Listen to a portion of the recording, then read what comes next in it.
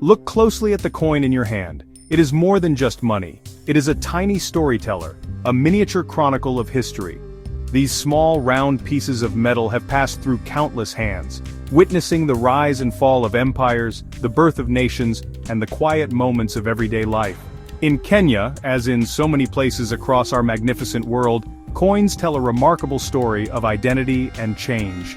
They carry the tales of ancient trade routes that once connected continents, of colonial powers that reshaped borders, and of a proud nation forging its own path. Each design, each portrait, each symbol is a deliberate choice, reflecting the values and aspirations of its time. The journey of Kenya's currency is a fascinating expedition through time. It begins not with a single unified coin, but with a vibrant mix of currencies from distant lands. Imagine the bustling markets of the Swahili coast, where merchants from Arabia, India, and Europe met to trade. Here, silver thalers and Indian rupees were the language of commerce, each coin a testament to a global network of exchange. This story then moves into a period of great upheaval, as colonial rule introduced new systems and new money, forever altering the economic landscape. The journey is one of transformation, from foreign silver to a currency that truly belongs to the people of Kenya. We will trace this incredible evolution, exploring how each coin reflects a chapter in Kenya's rich and complex history. We will see how the very metal and design of these coins changed, marking shifts in power and national pride. From the stern face of an Austrian empress to the noble profile of Kenya's first president, and finally to the magnificent wildlife that roams its plains, the coins offer a visual narrative of the nation's soul. These humble objects reveal how a country sees itself and how it wants to be seen by the world. They are not just for spending, they are for remembering. So, let us embark on this numismatic safari. We will uncover the secrets held within these metallic artifacts, learning about the people who used them and the worlds they inhabited. We will discover what local communities called these coins, how they were woven into the fabric of daily life, and how they adapted to new economic realities. The story of Kenyan coins is ultimately a story about the Kenyan people, their resilience, their heritage, and their enduring connection to both their own land and the wider world. It is a history you can hold in the palm of your hand, a tangible link to the past. Long before the borders of modern Kenya were drawn, the East African coast was a vibrant hub of international trade. For centuries, dhows with their elegant lateen sails harnessed the monsoon winds, connecting this land to the Arabian Peninsula, Persia, and India. In the bustling port cities of Mombasa and Malindi, the air was thick with the scent of spices and the sound of many languages. Here, there was no single currency. Instead, a fascinating array of coins from across the Indian Ocean circulated, each with its own story and value. Commerce was a complex dance of negotiation, and money was as diverse as the merchants themselves. One of the most famous and trusted coins of this era was the Maria Theresa thaler. This large, beautiful silver coin, first minted in Austria in 1741, bore the portrait of Empress Maria Theresa. Its high silver content and consistent quality made it a preferred currency for trade far beyond the borders of Europe. Along the Swahili coast, it was highly valued for major transactions such as buying ivory, spices, or even land. Its reliability was so great that it continued to be minted with the same date, 1780, for nearly 2 centuries after the empress's death, ensuring traders always recognized its worth. It was a truly global currency in its time. Alongside the mighty thaler, another currency played a vital role in daily life, the Indian rupee. Brought to the coast by Indian merchants and financiers who settled in East Africa, the rupee became the coin of the marketplace. It was used for smaller, everyday purchases, from buying food to paying for services. The rupee was further divided into smaller units like the anna and the paisa, allowing for transactions of all sizes. It is from the word paisa that the Swahili word pesa, meaning money, originates. This linguistic legacy endures today, a subtle reminder of the deep historical ties between East Africa and the Indian subcontinent. These coins were more than just economic tools, they were integrated into the local culture. People developed a keen eye for the quality of silver and learned to trust certain coins over others. The Maria Theresa thaler, with its commanding portrait, was often used in jewelry and as a store of wealth, passed down through generations. The circulation of these foreign currencies demonstrates that Kenya has always been a crossroads of cultures, a place where the world came to meet. The coins themselves are silent witnesses to this long and storied history of connection, a time when the shores of East Africa were a vital part of a global economic network.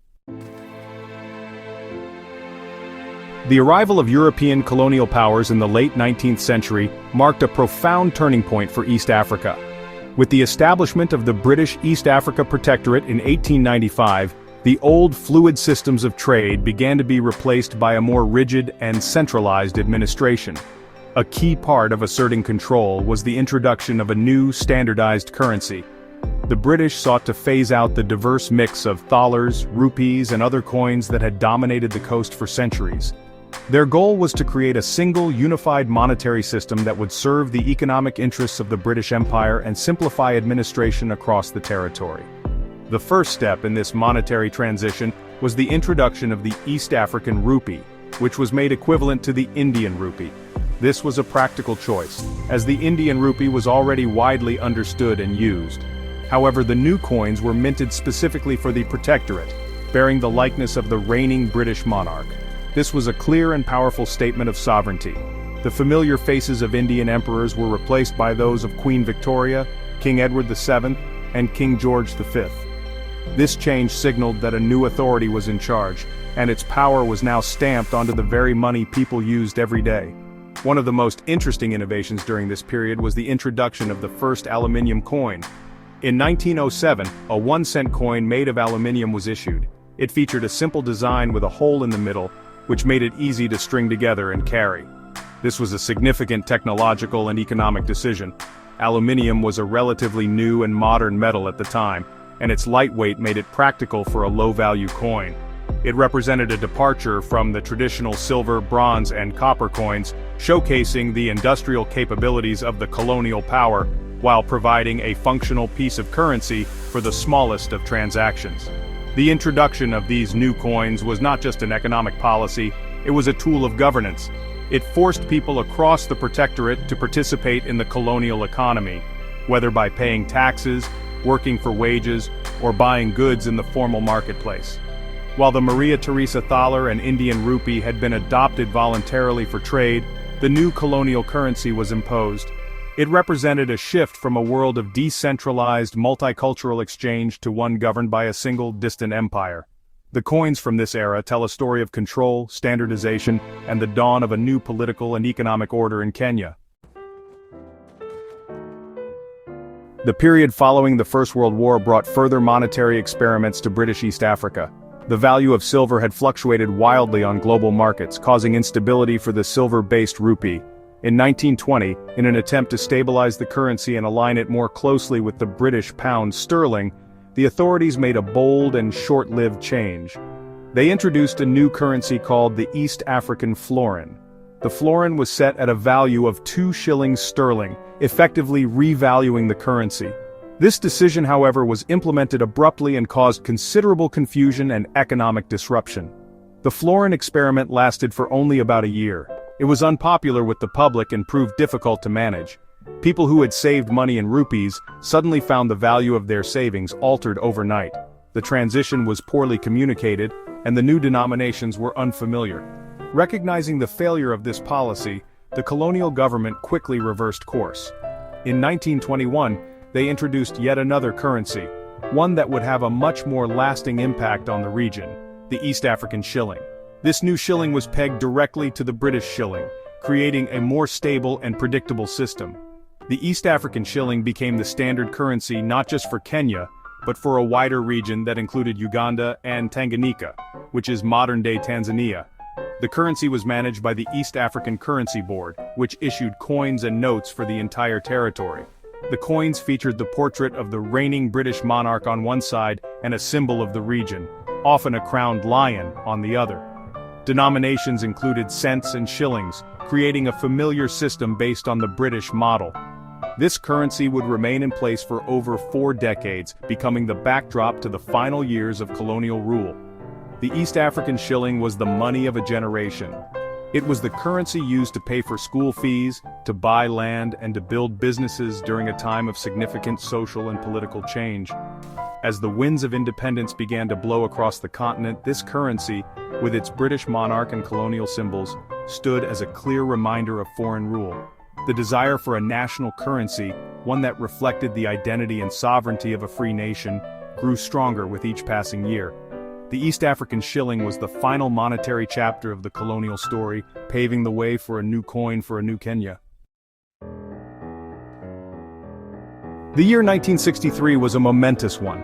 After decades of struggle, Kenya finally achieved its independence, and a spirit of optimism and national pride swept across the land.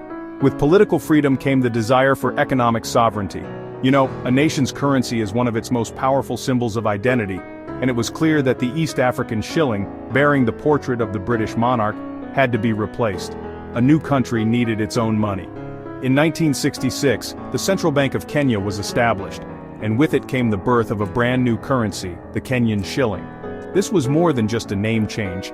It was a profound declaration of independence. The new Kenyan shilling was to be a mirror of the new nation, reflecting its values, its heritage, and its future aspirations. The design of the first Kenyan coins was a matter of great national importance. The decision was made to feature the portrait of Kenya's first president, Mzee Jomo Kenyatta, on the obverse side of every coin. This choice was deeply symbolic. It replaced the image of a foreign monarch with that of the nation's founding father, a powerful statement that Kenya was now in control of its own destiny. On the reverse side, the coins showcase the Kenyan coat of arms. This emblem is rich with meaning, featuring two lions holding spears and a shield bearing the colors of the Kenyan flag. The shield and spears represent unity and the defense of freedom. The rooster holding an axe, a detail on the shield, symbolizes a new and prosperous life, as it is the herald of a new day. By placing the coat of arms on its currency, Kenya was communicating its core principles to its citizens and the world. Every time a person held a coin, they held a small piece of the national identity. The transition from the East African shilling to the Kenyan shilling was carefully managed. For a period, both currencies circulated side by side to allow for a smooth changeover. The new coins were introduced in denominations of 5, 10, 25, and 50 cents, as well as 1 and 2 shillings. The public embraced the new currency with enthusiasm. It was their money, bearing the face of their leader and the symbols of their hard-won freedom. The introduction of the Kenyan shilling was a crucial step in the journey of nation-building, a tangible and everyday reminder that a new era had truly begun. For over 4 decades, the story of Kenya's post-independence coins was intertwined with its leadership. The tradition established with the first coins, featuring President Jomo Kenyatta, continued for many years. His portrait became a familiar sight on every coin and banknote, a constant presence in the economic life of the nation. These coins were not just currency, they were a symbol of the stability and continuity of the state under its founding father. For an entire generation of Kenyans, the image of Kenyatta was synonymous with money itself. This practice of featuring the head of state on currency is common in many nations, a way of personifying the authority of the government. Following the passing of President Kenyatta in 1978, a new chapter in Kenya's numismatic history began. His successor, President Daniel Arap Moi, continued the tradition. A new series of coins and banknotes was issued, now bearing the portrait of President Moi. This change marked a visible transition of power, with the new leader's image replacing the old. The coins continued to feature the Kenyan coat of arms on the reverse, maintaining that important link to the nation's founding principles. The Moi-era coins circulated for over 2 decades, becoming the currency of a new generation. The tradition of presidential portraits continued into the 21st century. After President Mwai Kibaki came to power in 2002, a new set of coins was minted in 2005. These coins featured President Kibaki's portrait, once again signaling a new era of leadership. During this time, special commemorative coins were also issued to mark significant national events. For instance, a 40 shilling coin was released in 2003 to celebrate 40 years of Kenya's independence. This unique coin with its bimetallic design became a collector's item and a tangible memento of a key milestone in the nation's history. However, the practice of placing the president's portrait on currency was not without debate. Some argued that it associated the nation's identity too closely with a single individual, rather than with the state itself or its people. Critics suggested that it could foster a cult of personality. This growing sentiment would eventually lead to one of the most significant changes in Kenya's currency since independence. The era of leaders on coins was drawing to a close, paving the way for a new design philosophy that would seek to represent Kenya in a different, more inclusive way. The year 2010 marked a watershed moment in Kenya's history with the promulgation of a new constitution. This document was the result of a long process of national dialogue and was designed to reshape the country's governance and strengthen its democratic institutions. One of its many transformative articles directly addressed the design of the nation's currency. The new constitution explicitly stated that Kenyan banknotes and coins shall not bear the portrait of any individual. This was a deliberate move away from the decades-long tradition of featuring the head of state on money. The constitutional clause was born out of a desire to create symbols of national unity that transcend individual political figures. The goal was to have a currency that every Kenyan could identify with, regardless of their political affiliation. Instead of a person, the currency was to celebrate Kenya's rich and diverse heritage. This legal change prompted the Central Bank of Kenya to embark on a complete redesign of the nation's coins and banknotes. The new currency would need to reflect a different aspect of Kenya's identity, one that was timeless, unifying, and universally cherished. In 2018, the new generation of Kenyan coins was unveiled to the public. The designs were a breathtaking tribute to one of Kenya's greatest treasures, its magnificent wildlife. Each of the 4 denominations celebrated a different iconic animal. The 1 shilling coin features a giraffe, a symbol of grace and vision. The 5 shilling coin showcases a rhinoceros representing strength and resilience. The 10 shilling coin bears the image of a lion, a long-standing symbol of courage and power. Finally, the 20 shilling coin displays an elephant, embodying wisdom and family. These animals are an integral part of Kenya's natural heritage and global identity. Beyond their beautiful designs, the new coins also incorporated innovative features to help visually impaired people. Each coin has a distinct shape and feel, and the edges are designed differently to make them easily identifiable by touch. The 20 shilling coin, for example, is bimetallic and has a unique segmented edge. This thoughtful design ensures that the currency is accessible to all Kenyans, reflecting the new constitution's emphasis on inclusivity. The shift from portraits to wildlife marked a profound change in how Kenya projects its identity, choosing to celebrate the natural wonders that define the nation on the world stage. Kenya's history as a global crossroads is not just written in documents, it is sometimes buried in the earth, waiting to be discovered. One of the most remarkable discoveries that speaks to this ancient past was unearthed on the island of Manda, near the Lamu archipelago on Kenya's northern coast. In 2013, archaeologists found a tiny, 600-year-old coin that has helped to rewrite our understanding of early global trade networks. This was no thaler or rupee, it was a Chinese coin, a Yongle Tongbao, issued during the reign of Emperor Yongle in the early 15th century.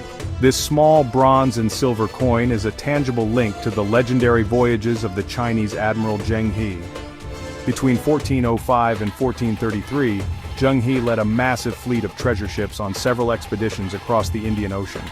His mission was to establish diplomatic and trade relations with kingdoms far from China. Historical records suggest his fleet visited the East African coast, and this coin provides the first concrete archaeological evidence to support those accounts. Finding a Yongle Tongbao on Manda Island strongly suggests direct contact between Ming Dynasty China and the Swahili city-states of the time. The coin itself is simple in design, with a square hole in the center, a common feature of Chinese coins that allowed them to be strung together. The characters on it identify the emperor under whom it was minted. Its discovery on Manda Island, which was a thriving trade port at the time, paints a vivid picture of a bustling, interconnected world. It tells us that long before Europeans arrived, East Africa was a destination for mariners from the Far East. The people of Manda were not isolated.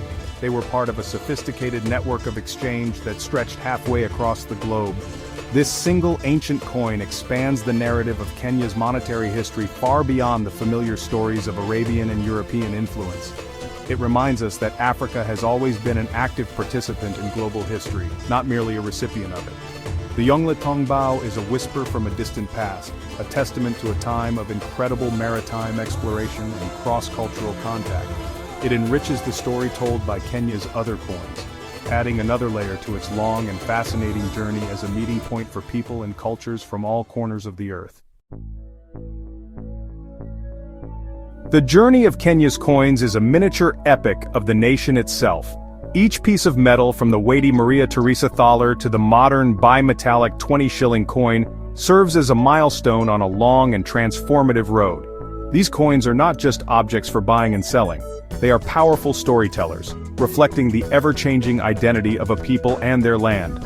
They chronicle a history that begins on the shores of the Indian Ocean, in bustling markets where currencies from Arabia, India, and Europe mingled freely, creating a vibrant tapestry of commerce and culture. This was a world connected by the sea. The arrival of colonial rule brought a new order, stamped in metal. The East African rupee, and later the shilling with their portraits of British monarchs, were clear symbols of imperial power. But just as seasons change, so too does the course of history. The winds of independence swept through the continent, and with them came the birth of the Kenyan shilling. The face of Mzee Jomo Kenyatta replaced that of a foreign queen, a powerful declaration of sovereignty and self-rule. For decades, the faces of Kenya's leaders would define its currency, each new portrait marking a new chapter in the nation's political life. Then came another profound shift, this time driven not by a change in leadership, but by a change in philosophy. The 2010 Constitution ushered in a new era of symbolism, replacing the portraits of individuals with the timeless majesty of Kenya's wildlife. The giraffe, rhino, lion, and elephant now grace the coins, representing a national identity rooted in the country's natural heritage, a heritage recognized and cherished across the globe. This move, along with thoughtful design features for the visually impaired, reflects a modern Kenya that values inclusivity, unity, and its unique place in the world. From the ancient Chinese coin found on Manda Island to the wildlife-themed coins of today, Kenya's numismatic history is a testament to its enduring role as a crossroads of civilization. Each coin is a chapter in a story of trade, conquest, liberation, and identity.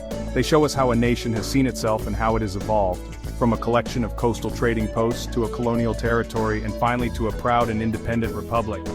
In the humble coins that pass through our hands every day, we hold the rich, diverse, and ongoing story of Kenya.